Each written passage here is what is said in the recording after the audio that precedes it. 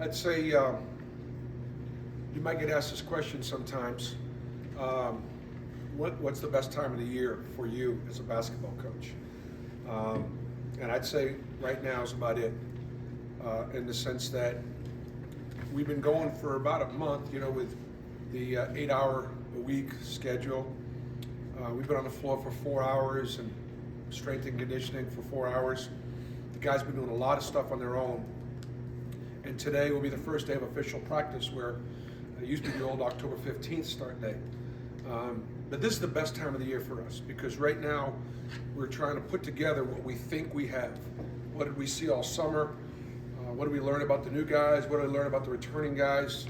And now it's time to put it all together. And we got about a month before we actually start playing somebody else. The guys are already ready to play against somebody else. But there's still so many things about what we do offensively and defensively that we need to put in to get ourselves, obviously ready. Looking back, I'm proud of last year's team for hanging in through a really grueling, grinding regular season, particularly in the conference season. We lost a lot of close games in the second half of the season in some really tough places. We had a stretch of some really difficult games. Our ability to hang in and play well on the road, as well as winning enough at home, was enough of a formula to get us in the tournament, which just is not a given anymore. Partly because of how good the league has become, how competitive the league has become top to bottom. The top teams are always going to be the top teams. The challenge with us right now is you look at the teams that are at the bottom of the league right now, and you look at a lot of those programs made coaching changes about a year or two ago. And this is about the time when those programs are going to start to, try to come on up. And so it's made it really challenging. That said, to get a tournament, to advance in the tournament, and to have a 10-point lead at halftime against the number 2 team in the country tells you how close we were. A win over Houston takes a good season and makes it a very good season. Last year was a good season. It wasn't much more than that. A win over Houston, an invitation to the Sweet 16. Now you talk about a very good year. We bring enough guys back from that team and enough experience back to build on, and we've got probably as many newcomers this year as I think I've ever had. How many newcomers do we have? I know it's someplace on this list, Marlene. 5, 7? Yeah, 5, and then 5? we got walk-ons. So that gives us enough, enough new players to put a little bit of pop in the lineup and give us some new things that we can kind of work on with some new personnel, which makes it very, very exciting. Over the last 6 years, arguably, we've had the best program in the SEC. We've won more NCAA tournament games than any program in the SEC over these last 6 years. We won 3 championships in the last 6 years. We've obviously put 6 or 7 guys into the NBA. Our goal is to be able to come back next year and say, over the last 7 years, we've had the best program in the league. That's going to be challenging because there are some people that are right behind us. And can we say next year we've won more NCAA tournament games than anybody over the last 7 years? That's kind of what my goal is. That obviously to compete for championships. So we're excited about getting started. Questions? Bruce, you mentioned talking about every year's a neat year, but with the turnover now, the transfer portal, it's like, what have you learned on roster building and then management throughout the year when you're dealing with so many new players? Because you've had a few each year, I guess. Yeah, first of all, I like the transfer portal because I like kids to be able to have the opportunity. I don't like the transfer portal because I hate losing guys. We try to create an atmosphere of tough love and family, And so nobody likes to lose parts of their family. It hurts. That said, every time we've lost somebody in the family, we've gotten better. Will that be the case again this year? We'll see, right? So, like for example, just looking at what replacement, Zepp graduated. So happy for Zepp. Zepp was one of the best on-ball defenders and just a real good guy that you could point to and say he sort of represents what Auburn basketball is all about. Played hard, didn't take possessions off. Denver Jones, a much better offensive player than Zepp. He's bigger, he's stronger, and he works really hard defensively. That could be an upgrade at the position. Really excited about Denver. You're gonna see him do some things that he didn't do. Years past, Denver has been a shooter. He's been a guy that would get to the elbow and pull up. Now, I think in part due to the way Coach Damon Davis and our staff are able to really transform bodies. Obviously, we've been a program that's always been about development. We've been a huge part of who we are and what we sell, and guys getting better. You wouldn't recognize Denver Jones if you saw him in the spring compared to what he looks like right now. He's put on 15, all muscle, and now he's able to kind of get downhill and get to the rim, which is an element of his game that he didn't have before. Chaney Johnson, same thing. In addition, Chaney just got a haircut, which I walked in the gym, didn't even recognize him. He's put on 15, and he is a tremendously powerful athlete. Who is he replacing? He's replacing Johan Traore. We played Chris Moore a little bit at that backup full position behind Jalen Williams. He's a Division II player who was one of the better Division II players in the country a year ago, now gets a chance to play in the SEC. I think it's a great story. He's in a battle with Jalen Williams for the starting position, and right now it's really close. It's very close. Jalen has had a really good fall. Chaney has had a great summer and fall. But he's big and strong and athletic and powerful and can shoot it, can defend multiple positions. I think we're better at that position, again, because of the transfer. Chad Baker. It'll be really, really hard for anybody at the 3 to play better than Al played at the end of the year last year. Al played great at the end of last year. I was so proud of Alan Flanagan for working through some adversity and playing his best basketball at the end of his career here at Auburn, and graduating. But Chad can play. He's got stuff you can't teach. The good news is he's a 6'8" 3-man. The bad news is he weighs 180 pounds. The good news is he weighed 170 when he got here. Literally, he's picked up 10 pounds, and that's going to really, really help him. Could we be better at that position? We'll see. That's going to be, obviously, going to be a challenge. So I would just pick out those 3 guys in the transfer portal that have the best chance to have impact for us right away. You'd mentioned kind of previously about finding that 13th scholarship player. What is your process for that going forward, and is there anyone that you're kind of looking at for how to? Say it one more time. You mentioned going forward that you were still kind of going through the process of finding that 13th scholarship player. Now that you have that back, have you made the decision yet, or kind of where's the process back going forward? Yeah, no, I doubt we'll use that 13th scholarship. I take pride in the fact that it's been a while since we've actually had 13 guys on scholarship. And part of it is it's hard enough to keep 12 guys happy, let alone 13. It's not just about keeping them happy. It's about your locker room. Plus, it always gives me an opportunity to put a non-scholarship player and walk on a scholarship. But we won't do that till, if we do that last scholarship, we'll hold it to mid-semester just in case something, pops up mid-semester that then we would have an opportunity. Bruce, the last few seasons, 3-point percentage as a team's kind of been lower than usual.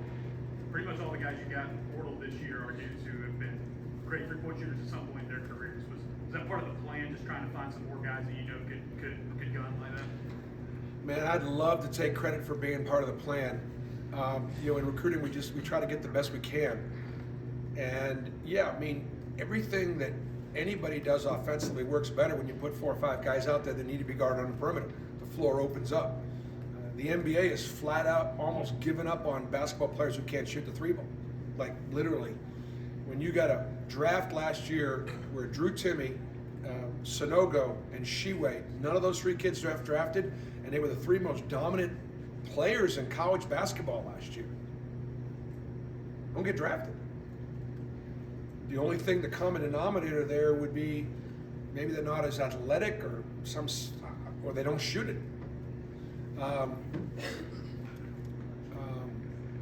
And yet I actually think all 3 of those kids will play in the NBA, and all 3 of those kids are going to be really successful in the NBA. But it just sort of tells you what a premium, the perimeter shooting is. I thought so far this fall we've shot it better. I don't know if it's because we're not defending it as well.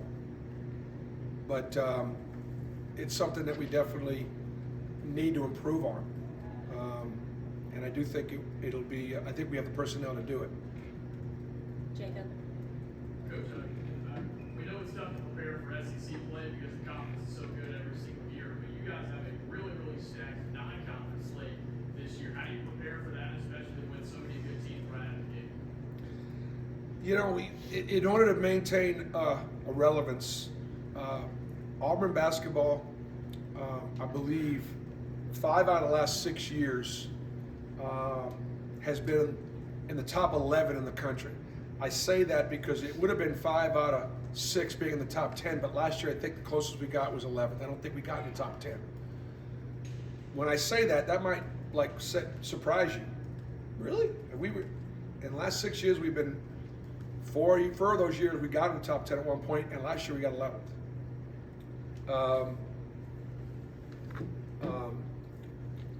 So to maintain some relevance in the world of college basketball, which is still always a great challenge for basketball teams in the SEC or a challenge for Auburn, we got to play a schedule. So we open up with Baylor. That's a made-for-television game that we know they're going to be a preseason top 20 team,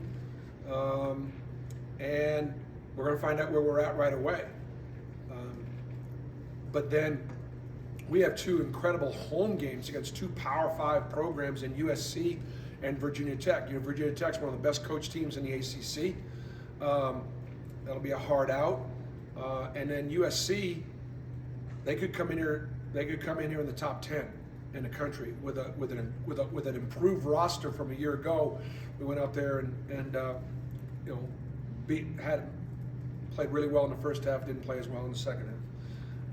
And did not win the game. So 2 incredible home games. And then we're going to play Indiana and Notre Dame. Indiana and Atlanta, which we hope that can become a home game, but I got to tell our fans the Hoosiers travel, and there'll be a lot of people leaving Bloomington and Indiana to try to get down to Atlanta in December to do a little Christmas shopping. So we need to continue to have our fans go over to Atlanta and give us a fighting chance against Indiana. They're a top 20 team. And then Notre Dame, Oklahoma State, and St. Bonaventure. So in addition to that, we're playing Huntsville. The game's already sold out, but playing up in Huntsville against, I think it's UNC Asheville, I believe, really good team. So I got a team that won their league and sort of been the common denominator in the non-conference. So it's just about trying to it's about getting ready and staying relevant. Noah?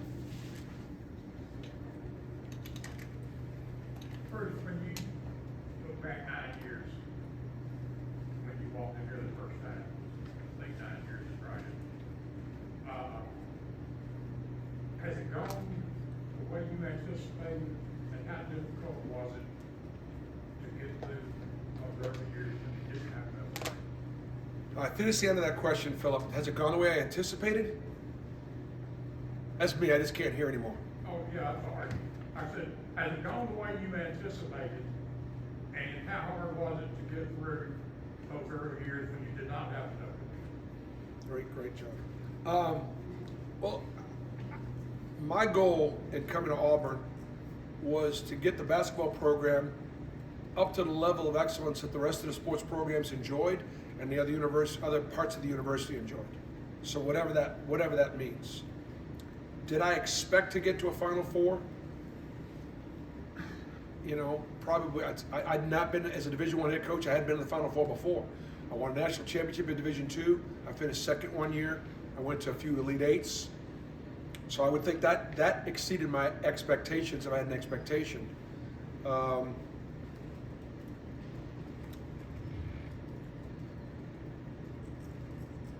You know, the biggest thing about a reflection would be, you know, I want to do the best job I possibly can with what I have, with what we have. I'm not interested in making any excuses. I'm very proud of the fact that in our first 2 years where we were not successful, and we weren't successful in my first 2 years, there were moments. Getting to the SEC semifinals in year one with a really depleted roster, winning 3 games in Nashville was as important as anything we accomplished because it set the tone. Our second year, we weren't very good either. But for the first time in about 18 years, we did beat Kentucky. And we had a few moments. I probably should get a few more that year, and there were a couple. Then in year 3, we were really, really young and finally able to recruit the kind of folks that could get us where we wanted to get to. We won 18 games, and then we kind of sort of took off from there. So, but as we sit here now, I started off this press conference going, I want to be able to say that in the last 7 years we've had the best program. In order to do that, we're going to have a great year. All right, we're going to take 3 or 4 more questions. Brian Matthews, then Rich, and then Hoke. Yes, Bruce. What should we expect from Aiden Holloway? What do you like about him so far, your freshman point guard? Well, just like Jabari or Walker or Isaac or some of the great players that we've had the last few years, he's one of our hardest workers. I'd say right now he and Chaney Johnson, then maybe Denver. This has been the hardest working group we've had as far as guys coming in on their own and putting in the work. Everybody stepped up. Aiden's in there every morning without fail. And you know, he's got some special in him. He can really shoot the ball, and he's got great range. He's a quiet leader. He's not come in. He and Trey have done a phenomenal job working together, getting to learn the position, competing against one another, but being unbelievable teammates. That's the only position that we're going to be young at. Trey will be in his second year of college, and Nate will be a freshman. We're going to be young at quarterback. We're going to be young at point guard. But they can each play, and they've each got their own strengths. And Aiden has got like with the ball in his hands late. The best thing you can do is find a way to. What's the best thing I can do is find a way to get him open, and he'll make a shot. And he just wants to get better. He wants to get better. So Aiden has got some of that it. He's got some special in him. Hoke, and then Nathan. Back when you had Zeb and KD and all those transfers in a couple of years ago, you talked about how they came in and gelled really well with what you had going on. What have you seen from Shanky and Denver and Chad Baker in terms of meshing with your program and being leaders right away? Yep. Well, you know, so far, I think we've actually we've gone like 5 for 5 in the transfer. If you look at Wendell or KD or Zep, Walker, that first year we brought 4 in. And then you had Jabari as the 5th player coming in that year. It's like, you know, and he didn't play like a freshman. Those 4 transfers were all really good. And then you look at Janai Broom last year. He was the only transfer. And he was second team all conference. He was pretty good. So actually, like I said, that's 5 for 5 out of the transfer portal. Not 5 out of 6, not 5 for 5. So I feel really good about the guys that I talked about. AD, who we brought in late, we knew was going to be a player that we wanted to develop. He's a terrific athlete, and he's been really, really good in practice. And I think he's got a really good upside. Will it be hard with Dylan and Janai at his position? It will be. So I have not referred to him as much because I'm not putting as much on him because he's worked. But he's going to be a good player for us in the future, and some depth for right now. We'll see. And my answer is so far what I've seen. Yeah, I've highlighted those 3 transfers, and I think those 3 transfers will all have an impact. And I think their chemistry has been really, really good with the team so far. The issue on that is we've not had any adversity yet. I've tried to put us through some adverse situations by just being a butthole in practice and trying to get after them a little bit and challenge them and create some adversity. But we're going to have plenty of adversity created once we start, playing our schedule. So I've been very pleased with them so far. All right, last question, Nathan. Bruce, you're talking a lot about your offense and the three-point shooting, but Zeb was a great defender, Allen was a great defender. You have more length though this year. Do you think that can maybe offset, and kind of what do you see about where this team might need to develop defensively heading into? I think he hit the 2 things to close it out. I think he hit the 2 things on the head. Defense, rebounding, toughness, physicality. For Wendell for his size was tough. Zeb was tough. Al's tough. And losing those 3 guards, that's going to be a factor. And so we're addressing it in practice.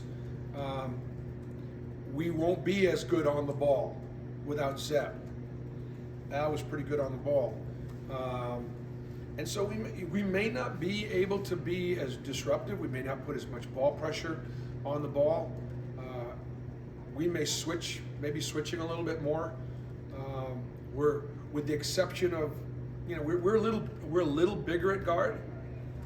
So we may not be as fast and quick, but we're a little bigger, we're a little older. Will we use that age and experience, and will we pick up our physicality, our defense, and our toughness? That's to be determined. If there was one thing I would say we need to improve on, based on what I've seen so far, would be just that. Okay. Thank you guys so much.